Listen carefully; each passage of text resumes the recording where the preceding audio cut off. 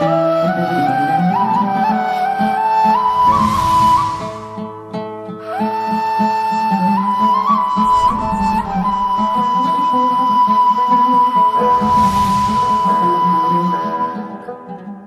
الله الرحمن الرحيم. الحمد لله رب العالمين، وأصلي وأسلم على المبعوث رحمة للعالمين وهداية للحائرين، سيدنا وحبيبنا وأستاذنا وعظيمنا وقائدنا وقدوتنا وأسوتنا وتاج رؤوسنا وقرة أعيننا وطب قلوبنا وحادي أرواحنا مولانا محمد، وعلى آله وأصحابه وأحبابه وأتباعه وحزبه وجنده ومن اقتدى بهديه واستنى بسنته واقتفى أثره إلى يوم الدين. أما بعد، إيمان داران خوش كبير عزيزة كان، والسلام عليكم ورحمة الله تعالى وبركاته. دا ولا پروردگار كم جل جلاله أو رجوة من لي قبول كاد ومان كاب أهلي صيام ومان كابو كسانيك لقيامة أتنا لباب الريان وأتنا بهشت، اللهم آمين. لم چند دقيقة يقدا لخزمتنا باسي أو أكين كإنساني مسلمان شون دلخوش ببر رمضان جێی دڵخۆشیە یان جێی ناڕەحەتیە. ڕەمەزان یەک پارچەیە لە دڵخۆشی، یەک پارچەیە لە فەڕەح، یەک پارچەیە لە سرور، یەک پارچەیە لە شادی، یەک پارچەیە لە شادومانی، یەک پارچەیە لە ئیبتیسامە، یەک پارچەیە لە دڵخۆشی، یەک پارچەیە لە تەوقەی گەرم، یەک پارچەیە لە کەلیمەی طەیبە، یەک پارچەیە لە نیەی طەیبە، یەک پارچەیە لە حەرەکە، لە زیندوێتی، لە تاقە، لە قووەت، لە مامەڵەکردن، لە قورئان خوێندن، لە تیجارەتکردن لەگەڵ خوایە جەل جەلاله، لە نوێشکردن، لە خوشوع، لە خوضوع. ئەم هەموو مەعنا جوانانە ئەوەمان پێ ئەگەیەنێ کە ئینسانی صائم، ئینسانێک کە بە ڕۆژوو بێت وە ڕۆژوان، یعنی یەک پارچە دڵخۆش ئەبن لە کاتێکە لە ڕەمەزان دەرەچن هەر تا ڕەمەزانەکەیکە، وەکو رسول الله ئەفەرمێ کەفارەتە لە بەینیانە، هەر تا ڕەمەزانەکەی کە ئەبێ بە ئیبتیسامە و زەردەخەنە و فەڕەح و سرور و دڵخۆشی و دڵشادی ئەم ڕەمەزانە بگەنە ڕەمەزانەکەیکە. هەندێ بەڵگە و ئەدیلەمان هەیە کە ڕەمەزان جێی فەڕەح و خۆشیە. بەداخەوە بە پێچەوانەوە ئینسانی مسلمان لەم کاتەی ئێمەیە بە هەڵە تێگەیشتووە لە ڕۆژوو، یعنی کاتێکە ئیمساڵ کە ڕۆژوو هات، یعنی لەرزی لێ هات، ئەوە 6 ساعت بە ڕۆژوە بین، ئەوە 5 ساعت بە ڕۆژوە بین، ئەوە خوا مەگەر فریامان کەوێ، ئەوە چۆن بە ڕۆژوو بین، ئەوە چی بکەین ئێمە، هاوینە، گەرمە، بێکارەباییە. بابە تۆ ئەم شتانە پێش دەسەڵاتی خوا مەخە، بۆ تۆ ئازانی ئەگەر کارەبا هەبێ و تەبرید هەبێ و جێی خۆشت هەبێ و پارەت هەبێ و بۆ ئازانی ئەوەیە، یعنی ئەمە یعنی مەسادری خۆشیە لە ڕەمەزانە، یان قورئان خوێندن و عیبادەتکردن و تیجارەتکردن لەگەڵ خوایە و نوێشکردن و ذیکر و شکر و فکر و ئیستیغفار و تەهلیل و حەوقەلە و ذیکر و الله ئەکبەر و ئەم مەسائلانەیە جێ ئەوە، یعنی تۆ ئەبێ دڵخۆشکە، ئەبێ بەم شتانە تۆ دڵخۆش بی. ئەوە تا یەکێ لەوانەی کە یەکێ لەو بەڵگانەی کە ئەومان لێ ئەکا لە ڕەمەزانە دڵخۆش بین. أو تا حديث بخاري ومسلمة، حديث أبو هريرة، رسول الله صلى الله عليه وسلم فرمي كل عمل ابن آدم له إلا الصوم، للفظك إلا الصيام فإنه لي وأنا أجزي به. أمد الخوش بانك أفرمي همو عمليك، همو كاريكي، همو عبادتك بني آدم بو خويتي إلا الرجون به.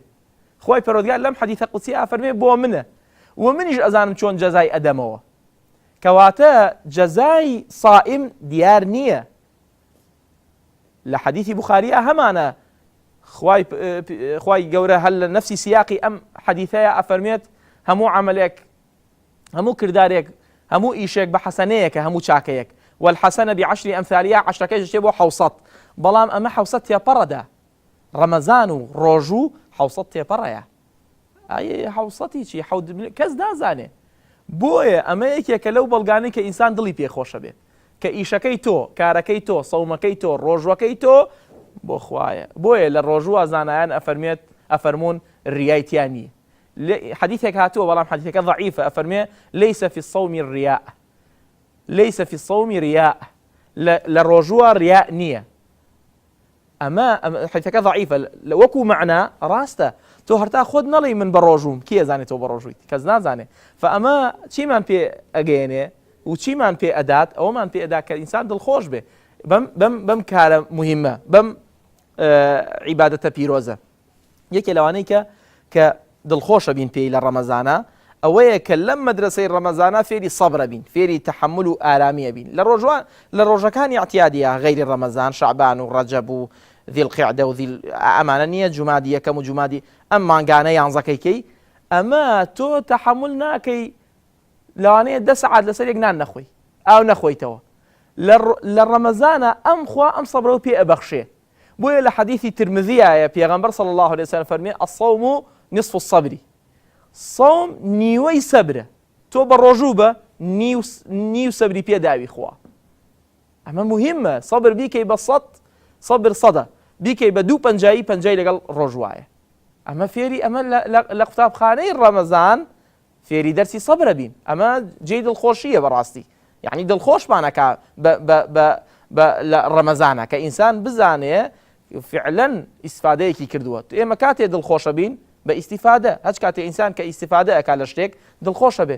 فەئەمە جێی دڵخۆشیە بەڕاستی مسلمان دڵخۆش بێ بە ڕەمەزان و هاتنی ڕەمەزان و ناو ڕەمەزان و مامەڵەکردن لەگەڵ ڕەمەزانە و عیبادەتی ڕەمەزان و نان خواردن و سفرەی ڕەمەزان و تەراویحی ڕەمەزان و سەدەقەی ڕەمەزان و تەوقەی ڕەمەزان و چوونە دەرەوەی ڕەمەزان و قورئان خوێندنی ڕەمەزان و ئەمە هەمووی جێی دڵخۆشیە. یەکێ لەوانەی بەڵگەکانی کە دڵمان خۆش ئەکات بە ڕەمەزان، رسول الله صلى الله عليه وسلم لحديثك أفرمي إن عمل الصائم مضاعف. أما وكو مرفوع بو رسول الله ضعيفة بس موقوفة لسر جابر لا يكو، موقوفة لسر أبو هريرة لا يكو. أفرمي لهم حديثيا إن عمل الصائم مضاعف، كرداري صائم مضاعفة، يعني هج كسي بروجو بيت كسي بروجو إيشكاني كرداركاني همي مضاعفة. شون مضاعفة؟ رجل الرجان أنس أجرتوا الله سئل النبي صلى الله عليه وسلم أي الصدقة أفضل؟ برسياري أن لبيغمبر كر عليه الصلاة والسلام وكل الترمذي بيهقية هاتوا كوام بخشين باشا، كوام صدقية باشا، فرموي صلى الله عليه وسلم صدقة في رمضان، بخشين يقل رمضان كواتا أما بلغي لسر أوي بخشين للرمضان غيري بخشين لغير الرمضان، بخشين للرمضان مضاعفة. بويل بخارية ابن عباس أفرمي كان رسول الله أجود الناس وأجود ما يكون في رمضان حين يلقاه جبريل. رسول الله زور بخشن دبو بلام للرمضان هرفرة بخشن دبو صلى الله عليه وسلم، وأجود ما يكون في رمضان. فإنسان أبي بزانه ولم بلغانه كإيش كردن للرمضان مضاعفة، يعني دوقاته سيقاته شوارقاته بس خو عزانه جل جلاله. بلغي كمان هي كلا مسلمة هاتوا رسول الله صلى الله عليه وسلم فرمي عمر في رمضان كحجة إلى لفظك كحجة معي. عمريك للفظ مسلمة تعدل حجة، للفظ نسائية كحجة معي. عمريك للرمضان وكو حجة قوايا لقلمنا. أما رسول الله صلى الله عليه وسلم فرمي كواتا أم بلغانا وما لأكاك الرمضان يعني قدر قيمتك خويه يكي لو بلغاني كزياتر دل خوش مانكا وكل القير رابردو جا باسمان كرد دعا كردن وكل ابن ماجه هاتوا فرمي إن للصائم عند فطره دعوة ما ترد. دعا كردن لكاتي غير رمضان اگر تو مغرب ونانا خويد بونمونا برجونا بويد يعني او دعاء مجاب نبيت كاتي كدعاء بلام للرمضان وانسان كصائم برجو بيت او رسول الله صلى الله عليه وسلم فرميت دعاكي ردنا كريتو بلغيكي كيكا دلخوش بانا كاد وايما هولي بو ادين ان شاء الله بي بجين حديث بخاري ومسلمه كبيغمبر صلى الله عليه وسلم فرمي ان في الجنه بابا يقال له الريان.